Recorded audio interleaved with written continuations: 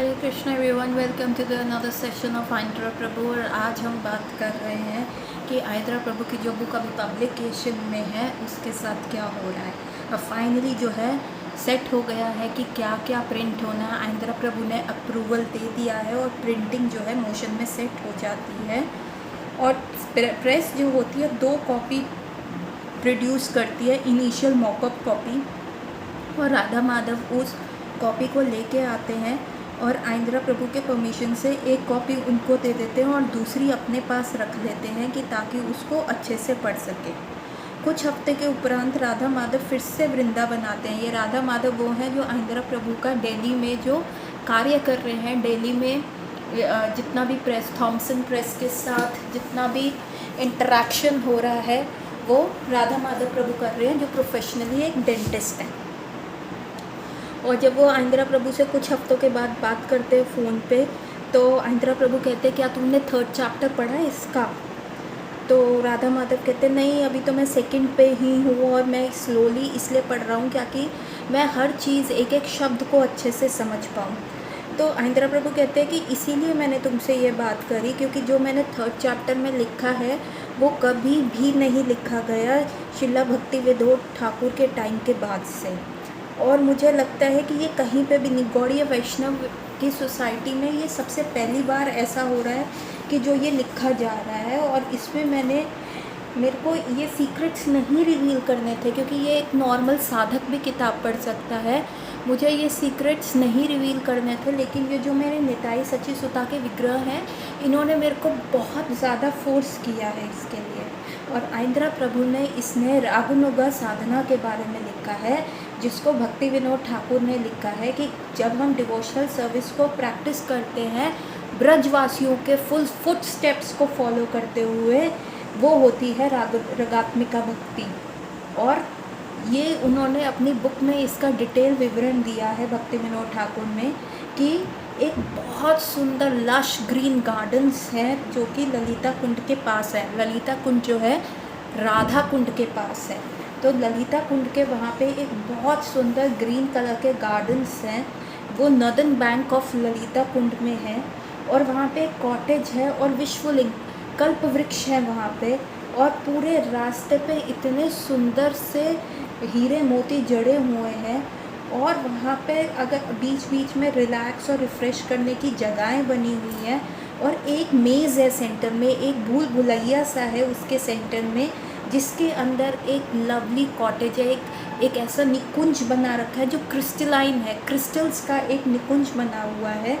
और फिर वहाँ पे वो डिस्क्राइब करते हैं कि ये यहाँ पे मैं चाहता हूँ कि मैं इस कुंज में घुस पाऊँ, इस कुंज में राधा कृष्ण की सेवा कर पाऊँ, उनकी लीलाओं में पार्ट ले पाऊँ। तो ये भक्ति विनोद ठाकुर ने किया है। और आइंद्रा प्रभु ने भी ऐसे इंटीमेट एडवांस मैटर्स को अपनी बुक में लिखा कि जो गौड़ीय वैष्णविज्म में आए ही नहीं भक्ति विनोद ठाकुर के टाइम से, उसके बाद उसको लिखा ही नहीं गया, क्योंकि नॉट इवन शिला प्रभुपाद ने भी इसके बारे में नहीं लिखा, इवन इस्कॉन सोसाइटी में भी नहीं लिखा गया। और इस चीज़ को वो बहुत ही एक ओपन फोरम में बात कर रहे हैं। इवन तो जो राधा माधव थे उन्होंने सारा दिल्ली का बिज़नेस संभाला हुआ था थॉमसन प्रेस के पास, और आइंद्रा प्रभु ने अपनी दिल्ली की ट्रिप्स को बहुत मिनिमम रखा हुआ था। फिर भी वो 15 से 20 बार दिल्ली गए और वो स्पेसिफिक डिटेल्स वहाँ पे डिस्कस करते थे। कई बार तो 10-10 घंटे वहाँ पे वो खड़े रह के एक्सप्लेन करते थे कि मेरे को किताब में कैसा चाहिए, फ्रॉम डिटेल डिज़ाइनिंग से लेके सब कुछ। लेकिन वो मेक श्योर करते थे कि उसी रात्रि वो वृंदावन वापस आ जाए, मतलब कोई भी रात्रि उन्होंने वृंदावन से बाहर नहीं बिताई। और हमेशा जब भी वो आते थे वो राधा माधव का महागार्लन लेके आते थे, राधा श्याम सुंदर का महागार्लन लेके आते थे, और बहुत सारी महाप्रसादन की मिठाई लेके आते थे। और ऐसा नहीं था कि जैसे जैसे वो वहाँ जाने लगे तो सब उनको जानने लग गए, सब अपना काम छोड़ के उनसे मिलते, क्योंकि सब क्यूरियस होते थे कि आइंद्रा प्रभु आज क्या बात करेंगे, आज कैसे होगा, सब उनको सुनने के लिए बेताब रहते थे। ठीक है। और जब उन्होंने 16 पेज का सिग्नेचर कॉपी बंडल्स में से प्रिंट होके आई, तो आइंद्रा प्रभु ने फिर से वहाँ पे कुछ टेक्स्ट एडजस्टमेंट और एडिटिंग करी। थॉमसन प्रेस ने उसको दोबारा से किया और एक्स्ट्रा पैसे भी नहीं लिए उसके, जबकि आइंद्रा प्रभु ने ऑफ़र किया था कि मैं इसके लिए अलग से पैसे दे दूँगा।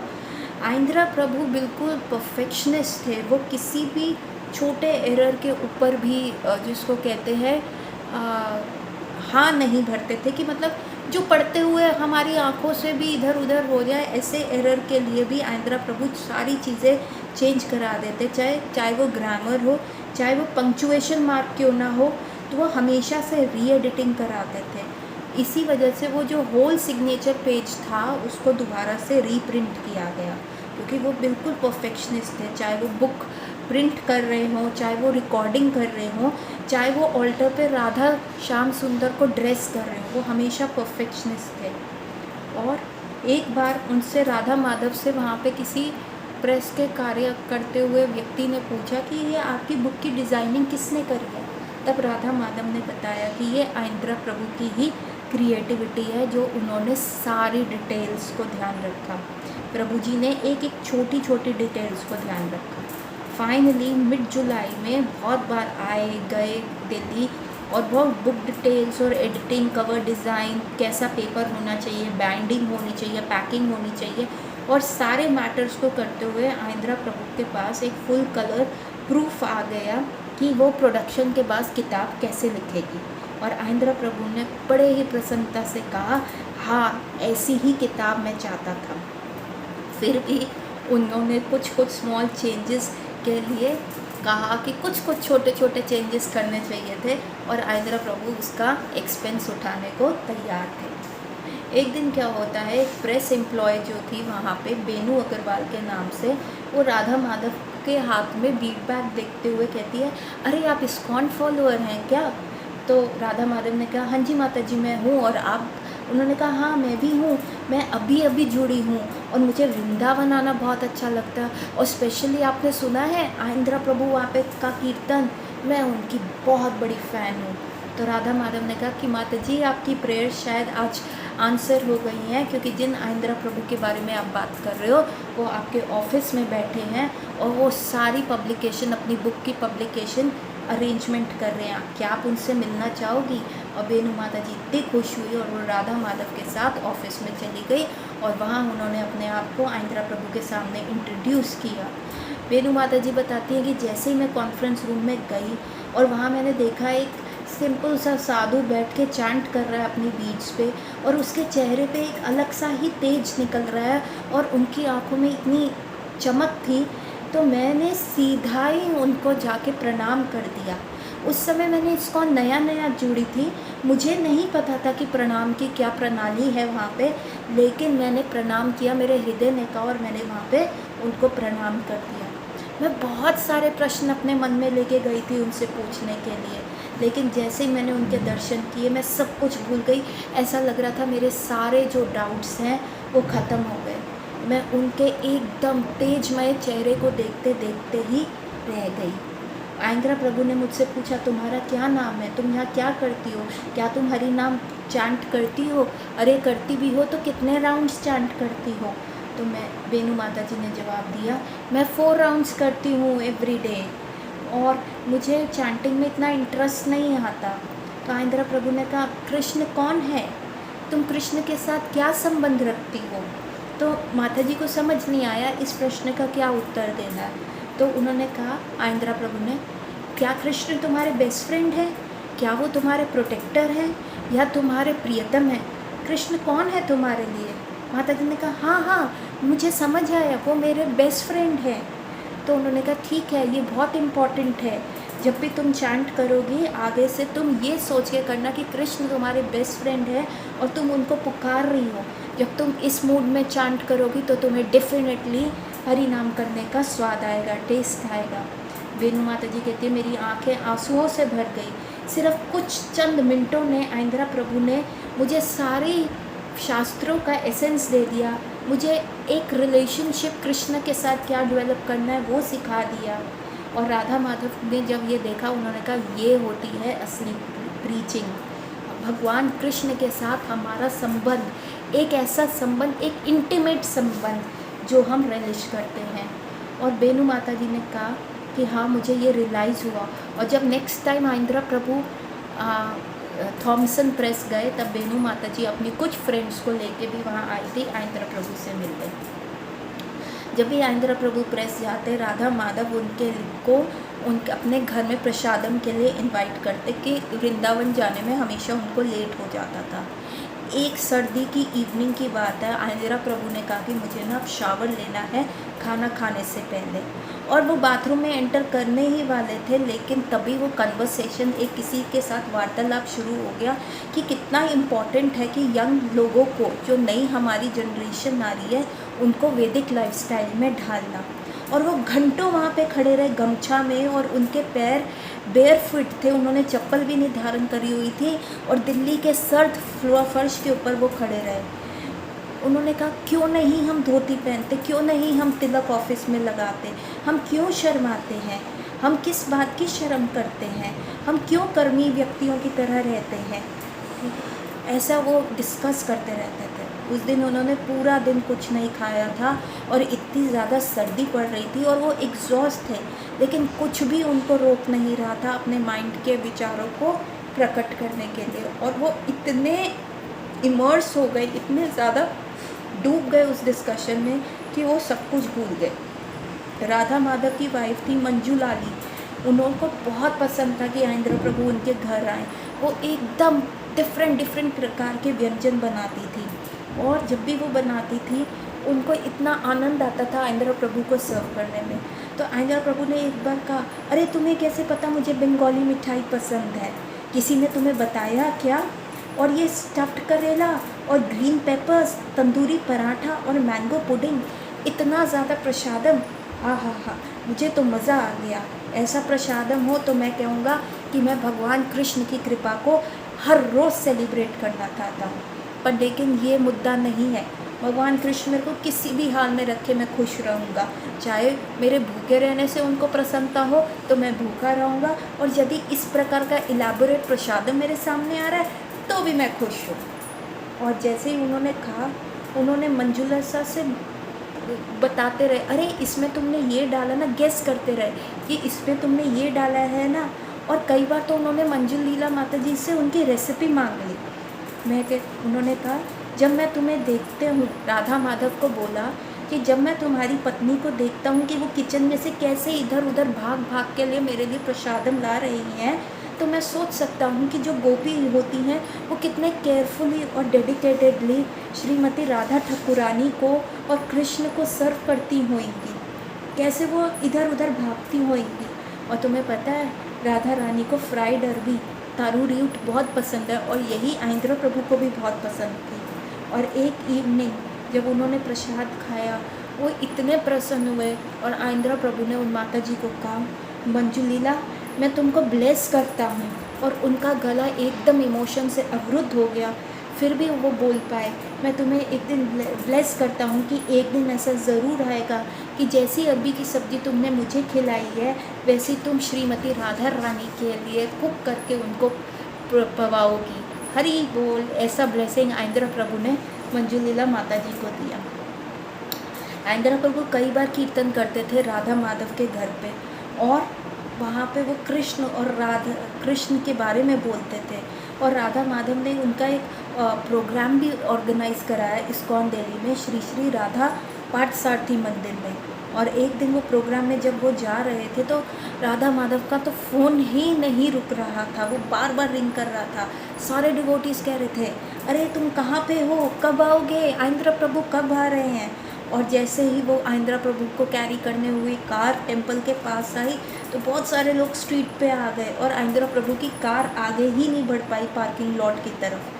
कीर्तन के रॉक स्टार थे आइंद्रा प्रभु, और 100 ऑफ एक्सटैटिक डिवोटीज़ जैसे ही उनको देखा देखते ही गाने लगे, डांस करने लग गए, स्क्रीम करने लग गए, आइंद्रा आइंद्रा कहने लग गए।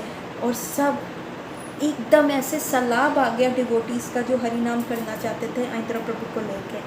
बहुत सारे डिवोटीज़ करताल से लेके उनके पीछे पीछे चलने लग गए। और जब कीर्तन हुआ इतना अप्रोर हुआ, पूरा मंदिर जैसे बज उठा, पूरा मंदिर जैसे नाच रहा था। और जब आइंद्रा प्रभु ने कीर्तन को क्लोज़ किया और हारमोनियम से बजाना शुरू किया और कहा सॉरी मैं थोड़ा टाइम मैंने ज़्यादा ले लिया, तो सब कहने लग गए नहीं नहीं और करिए और करिए।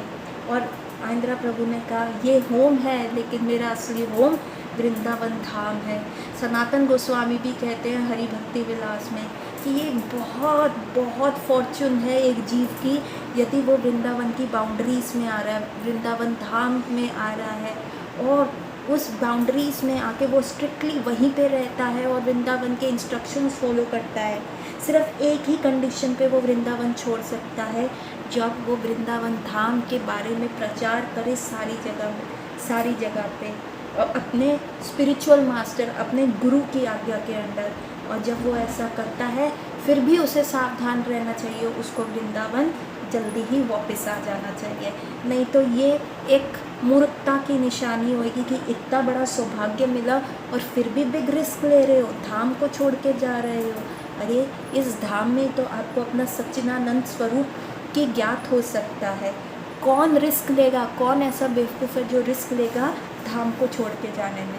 और उन्होंने बहुत सारी चीज़ें भगवत गीता में ऑन लेंथ बताते गए, मोर और मोर, लोग पूछते गए और दीजिए और बताइए, और ऐसा अर्धरात्रि तक चलता रहा। इवन कीर्तन के डिवोटीज़ भी थक गए थे। पूरा दिन उन्होंने आंध्रा प्रभु के साथ थॉमसन प्रेस में बिताया और उसके बाद बहुत सारे घंटे कीर्तन में बजाया और अब उनको डेली छोड़ने का मौका आ गया था। लेकिन आंध्रा प्रभु जब वृंदावन से निकले थे तब तक उन्होंने अपने डीटी सर्विस पूरी नहीं करी थी और अभी उनको प्रसादम सर्व नहीं हुआ था। और आंध्रा प्रभु तब तक नहीं खाते थे जब तक उनके विग्रहों को प्रसादम नहीं सर्व होता था। तो उस दिन तो उन्होंने फास्टिंग भी कर ली और अर्धरात्रि को फिर वो वृंदावन धाम, अर्धरात्रि के बाद वो वृंदावन धाम वापस पहुँचे। एक शिवरात्रि का दिन था, आंध्रा प्रभु के पास फ़ोन कॉल आया राधा माधव का और राधा माधव ने कहा कि मैं कल जो है वृंदावन आ रहा हूँ, बताइए कुछ स्पेशल करना है क्या। आंध्रा प्रभु ने कहा हाँ करेंगे ना, कल शिव जी जो हैं वो परम वैष्णव हैं और कल शिवरात्रि है, हम उनको प्लीज़ करेंगे, हम उनकी ब्लेसिंग्स को बेग करेंगे ताकि हमारी जो डिटर्मिनेशन है कृष्ण सेवा में और ज़्यादा लगे। और तुम जल्दी आना, हम प्राचीन शिवा मंदिर जाएंगे मथुरा में। और जब राधा माधव और आंध्रा प्रभु सब और मंजिल लीला सब गए शिवा टेम्पल, उन्होंने बहुत सारी ऑफरिंग्स करी जिस प्रकार से वहाँ पुजारी बताते रहते थे। और जब वो वृंदावन आए आफ्टरनून में, वो जमुना जी में गए, वहाँ पे उन्होंने फिर से कीर्तन करके सेलिब्रेट किया। इस्कॉन का बहुत बड़ा टेंट लगा हुआ था यमुना जी के किनारे और आंध्रा प्रभु ने बहुत सारे ब्रजवासियों को इकट्ठा किया और बोलने लग गए और कहा तुम्हें पता है जब मैया कृष्ण को बांधती थी, जो रस्सी थी हमेशा 2 फिंगर शॉर्ट हो जाती थी और मैया ने अपनी सारी फ्रेंड्स को बुलाया, आओ मेरे की हेल्प करो, अपने घर से रस्सी लेके आओ, मुझे कृष्ण को बांधना है। और इसी को कहते हैं संकीर्तन। कृष्ण की खुशी में यशोदा मैया ने सबको उनकी सेवा में लगा दिया, इसीलिए कृष्ण बंध पाए। हमें भी संकीर्तन करना है, सबको भगवान की सेवा में लगाना है ताकि हम कृष्ण को बांध पाएँ। जितने ज़्यादा लोग उतना ही ज़्यादा अच्छा। तो हमें बहुत सारे लोगों की मदद चाहिए और तभी हमारा संकीर्तन जो होगा बहुत पावरफुल होगा। तो एक व्यक्ति ने कहा जब संकीर्तन इतना पावरफुल है तो फिर हमें जपा क्यों करना। तो आंध्रा प्रभु ने कहा संकीर्तन जो है वो रासलीला है और जपा जो है वो निकुंज सेवा है। ठीक है, इनमें फ़र्क है। रासलीला में बहुत सारी गोपीज़ इकट्ठे आती हैं, सेलिब्रेट करती हैं, अपने प्रेम को कृष्ण के प्रति एक्सप्रेस करती हैं, लेकिन निकुंज सेवा में सिर्फ राधा रानी और कृष्णा के इंटीमेट पास टाइम्स चल रहे होते हैं, वो प्राइवेट मैटर है। तो संकीर्तन में जितना मज़ा आता है, सब गोपी एक दूसरे के साथ कोऑपरेट कर रही है। जपा जो है वो बहुत ही प्राइवेट सर्विस है निकुंज सेवा में कि हम राधा और कृष्ण की इंडिविजुअली इंटीमेट सेवा कर रहे हैं और दोनों ही एक दूसरे में डिपेंडेंट है। रासलीला जो है कृष्ण का एपेटाइट इंक्रीज़ करती है कि मुझे जो है प्राइवेट निकुंज सेवा चाहिए ही चाहिए, और निकुंज सेवा में जो इतना इंटीमेट रिलेशनशिप होता है उसको सेलिब्रेट करने में वो इतने प्रसन्न हो जाते हैं कि रासलीला करने चले जाते हैं। तो ये दोनों जो हैं एक दूसरे पे इंटरडिपेंडेंट है और एक के बिना दूसरे की पूर्ति नहीं हो पाएगी। तो हमें कोशिश करनी चाहिए कि हम अपने जपा में और डीप जाते रहें। जब तक हम अपने जपा में डीप नहीं जाएंगे तब तक हमारा भाव नहीं आएगा संकीर्तन करने का। और उसके बाद आंध्रा प्रभु ने क्या किया, जो गोवर्धन शिला अपने गले में टांग के चलते थे, उन्होंने वो गोवर्धन शिला राधा माधव के गले में टांग दी और जमुना जी में जाके स्नान किया। और उसके उपरांत गोपेश्वर महादेव शिवा टेम्पल गए, वहाँ दर्शन किया, पूजा ऑफर करी और फिर कृष्ण बलराम मंदिर आए। उसी समय आए जब आंध्रा प्रभु का कीर्तन स्लॉट हो रहा था। और इसी प्रकार पूरी रात उन्होंने कृष्ण के बारे में डिस्कस किया आंध्रा प्रभु के रूम में। और राधा माधव बताते हैं वो मेरे जीवन का सबसे अद्भुत और सबसे अच्छा दिन था। अब राधा माधव जब नेपाल के लिए जा रहे थे तो उन्होंने आंध्रा प्रभु को कहा कि एकादशी कैसे रखनी है। आंध्रा प्रभु ने वैष्णव कैलेंडर चेक किया और उनकी जोग्राफिकल लोकेशन जो नेपाल के हिसाब से उनको बताया ऐसे एकादशी रखना और अगले दिन इस समय ही पारण करना, अपना एकादशी का व्रत तोड़ना। तो राधा माधव ने कहा कि इतना स्पेसिफिक टाइम क्यों है व्रता तोड़ने का। तो आंध्रा प्रभु ने उनको बताया कि देखो ऐसा है कि इसके बारे में बहुत लोगों का कहना है कि यदि हम पारण टाइम पे वक्त पे एकादशी व्रत को नहीं तोड़ते तो हम अपने पिछली 7 एकादशियों का फल जो है लूज़ कर देते हैं। लेकिन मुझे ऐसा लगता है कि हम इम्पोर्टेंस क्या है पारण टाइम के लिए करने का, कि ताकि हम बहुत विजिलेंट रहें डिवोशनल प्रैक्टिस करते हुए में, हम केयरफुल हों, पर्टिकुलर और पंक्चुअल हों। श्रीला प्रभुपाद कहते थे राधा रानी बिल्कुल अप्रिशिएट नहीं करती ऐसी सर्विस जो डिले की जाए। इनफैक्ट वृंदावन धाम में तो बिल्कुल भी डिले नहीं होना चाहिए, क्योंकि वो 1 मिनट भी राधा श्याम के लिए, श्याम सुंदर के लिए सर्विस डिले हो जाए तो वो उस सर्विस को एक्सेप्ट नहीं कर रही। और जो मंजरी होती है वो इतनी ज़्यादा डूबी होती हैं राधा श्याम की सर्विस में कि वो इतनी पंक्चुअल होती हैं और पूरे ग्रेट अटेंशन के साथ हर छोटी डिटेल्स को वो ध्यान देती है। एक बार राधा रानी ने शाम को ऑफरिंग करने के लिए तुलसी मंजरी को भेजा और जैसे ही शाम के पास वो लव फील्ड राधा रानी की ऑफरिंग आती है, अपनी प्रिया जी की ऑफरिंग देख के वो इतने खुश हो जाते हैं। As a token of appreciation उन्होंने तुलसी मंजरी को अपने गले का जो है हार, गार्लैंड, गुंजमाला जो है उनके गले में डाल दी। और जब तुलसी मंजरी वापस आती है तो श्रीमती राधा रानी उस गुंजा माला को देख के इतनी प्रसन्न होती है और वो तुलसी मंजरी से वो माला मांगती हैं और उस माला को अपने गले में डालती है एज अ महाप्रसाद। इनफैक्ट श्रीमती राधा रानी अपनी मेड सर्वेंट से वो मांग रही हैं, उनकी माला मांग रही हैं और इतनी प्रसन्न हो रही हैं। ऐसा राधा रानी का भाव है। तो आंध्रा प्रभु ने इतने डिटेल में हमें बताया, हर चीज़ बताई। आगे जानेंगे कि आंध्रा प्रभु की लाइफ में और क्या क्या हो रहा है और क्या क्या वो इंस्ट्रक्शंस दे रहे हैं, कैसे वो रगात्मिका भक्ति के बारे में बता रहे हैं, कैसे ब्रजवासियों को फॉलो करना है, वो हम जानेंगे अगली क्लास में। तब तक के लिए हरे कृष्णा एवरीवन।